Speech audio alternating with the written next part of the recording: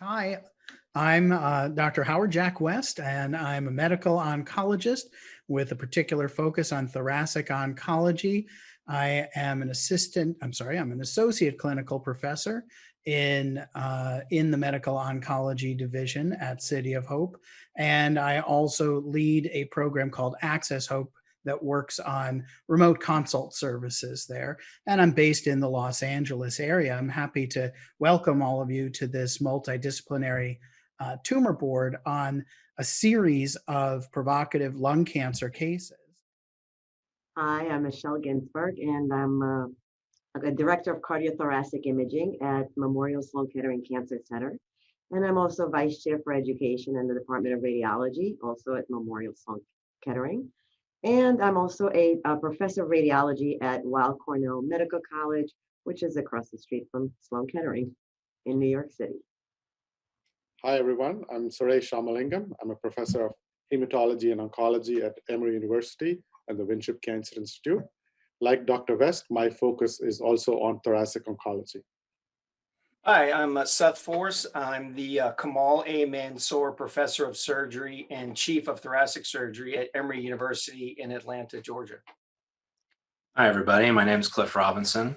I'm a professor of radiation oncology at Washington University in St. Louis, and I am the chief of the Cardiothoracic Radiation Oncology Service and director of clinical trials. Just 72-year-old former smoker, just 10 pack years, presenting with stage T4N2 3B disease, squamous on the left side, had PD-L1 testing positive, but in the low range, 30% negative for driver mutations, and not felt to be a candidate for surgery. And the plan is for concurrent chemoradiation, weekly carbopaclitaxel, has cough, dyspnea, and some hemoptysis.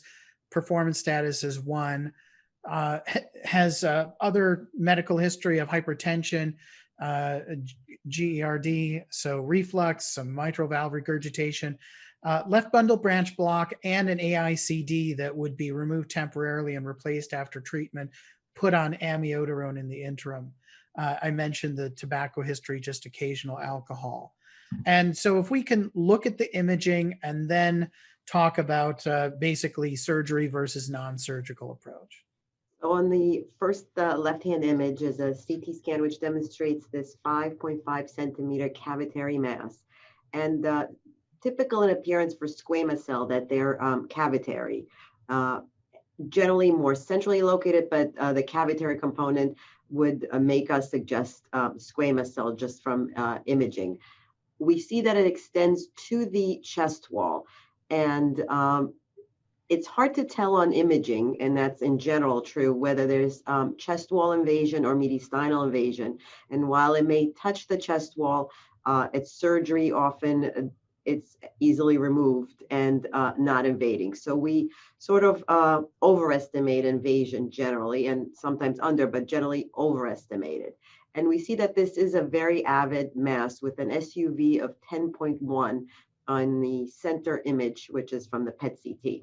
Now, the follow-up scan, which was obtained 2 months later, already demonstrates that there is an increase in size of this mass, which went from 5.5 to about 5 centimeter, which is about 6.6 in maximal dimension. So in volume-wise, that's even a larger increase. No other lymphadenopathy was seen or distant metastatic disease based on the PET-CT.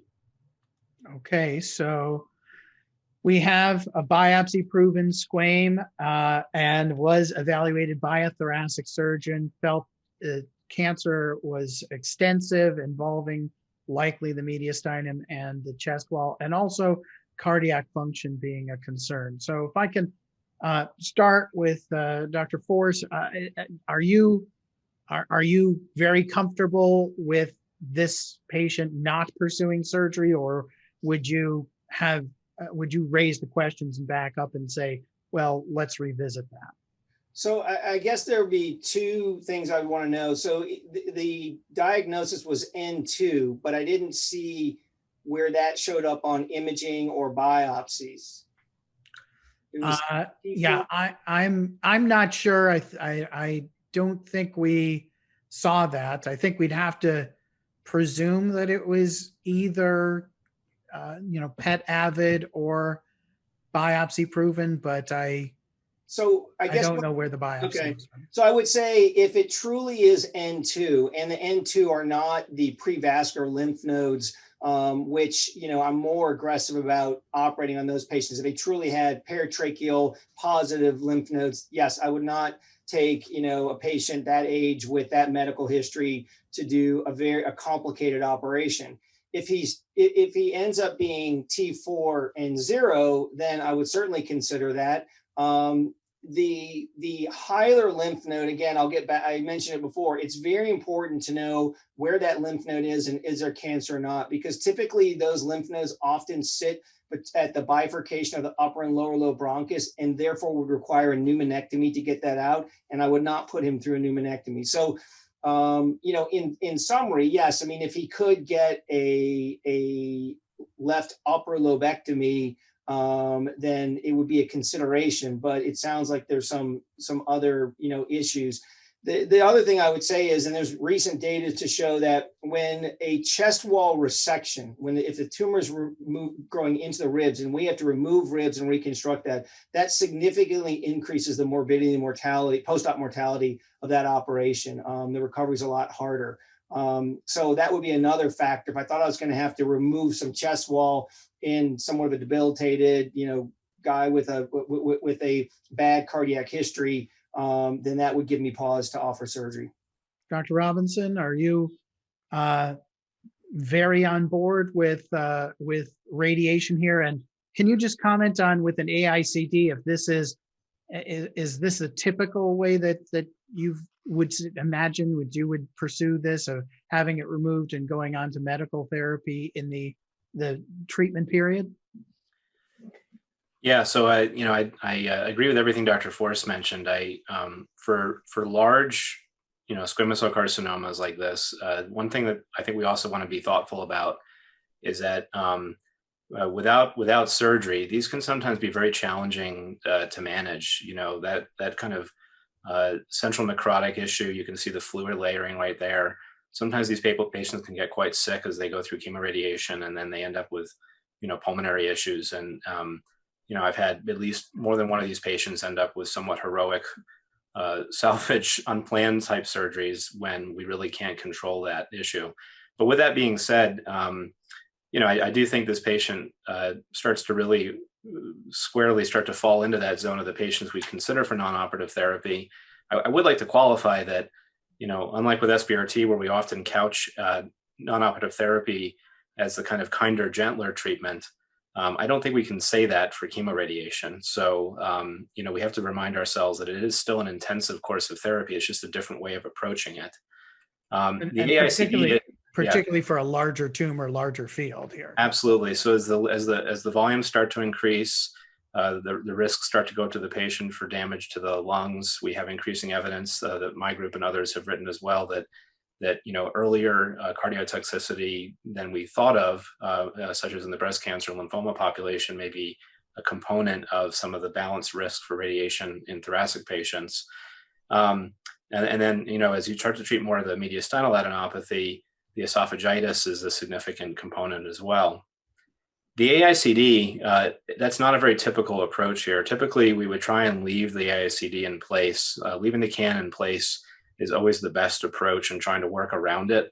The concern is that the radiation may harm that, and because it is right behind the device, one might think that it's a contraindication to delivering radiation with it intact. That's actually not true. It's not an insignificant thing to take this device out. And I see requests all the time where they say, well, just move it to the other side. That's actually a really big deal. Now, having worked with the electrophysiologists a lot on some of the other work I do, that's a non-trivial thing to do, particularly for these sick patients. Okay. So we would tend to try and work around it rather than that, but it does pose a problem.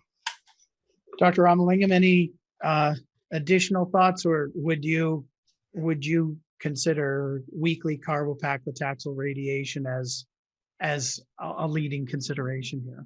So in that situation, I think being planned and available to produce or to provide concomitant chemoradiotherapy sort of regimen with the weekly paclitaxel regimen would be our approach. And this patient would also be a candidate for subsequent consolidation durvalumab after chemotherapy. Okay, so just to summarize, for this patient, although that we would not categorically say this patient could not be a candidate for surgery, and there is a potential role for clarifying the nodal status, ensuring that that's actually been confirmed, and perhaps if it was possible to do a surgery with just a left upper lobectomy as opposed to a pneumonectomy, it might be a possibility, but based on what we have at face value, our inclination would be to favor concurrent chemoradiation, and would wonder whether it might be possible to do this around the AICD in place rather than moving it, just for understanding that that's not a trivial procedure. And also would clarify that in this case, concurrent chemoradiation has its own challenges. It's certainly a potentially toxic approach with the large radiation field and the concurrent treatment, but overall consider it probably the optimal one.